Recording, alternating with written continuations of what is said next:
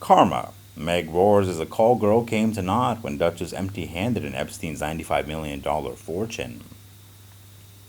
Penniless. Meg call girl came to naught when she doesn't get a coin from Epstein $95 million.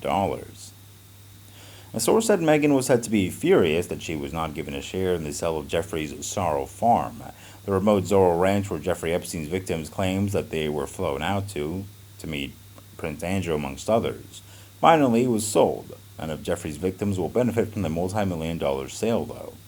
What's amazing, however, is that his crime partner, Ghislaine Maxwell, is able to get some money. Nearly 95 million pounds of Epstein's assets were distributed to more than 135 people from a compensation fund he set up after his quote-unquote suicide. But the payments ended in August 2021. Maxwell is suing her ex-lover's estate for the proceeds were to go, claiming the estate failed to provide her with funds. Although the deceased Jeffrey promised to sponsor her for life, no heirs have been made public. However, Karina Schuler, his girlfriend and the last person he spoke to on the phone before ending his life, is said to be one of the main beneficiaries. Apparently, she and Glenn Maxwell were both Jeffrey's lovers and both spent their youth enthusiastically spreading their legs and yachting.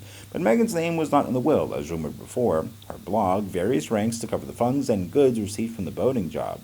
Most places that quote Megan's net worth take the episodes that she was in, and that's what her net worth would be. She earns that salary for 1 to 2 seasons, and her initial salary is much less. I took a close look at her income outside of living expenses and estimated that at the end of her time in Suits, she had somewhere between $500,000 and $1 million in the bank. And I suppose she doesn't just spend every penny she earns on eating out and traveling. Maybe this tag is a cover for yacht work. But I have to wonder how she succeeded there. Megan in her 30s, in a suit, she works on a multi-million-dollar yacht. It comes with breaking news for that one. Meghan Markle has just been criticized for not supporting Prince Harry, even in his biggest undertakings. Insights into all of this have been given by commentator and royal expert Daniela Elser. In her post for .com AU regarding that, MS shared her cases where Prince Harry had to travel alone and cited his son's lawsuit as one such case in her article for news.au. It's worth noting that the Duchess did not fly back with Harry in June when he became the first member of the royal family to take the witness stand in 130 years in his phone hacking at British newspapers Mirror Group.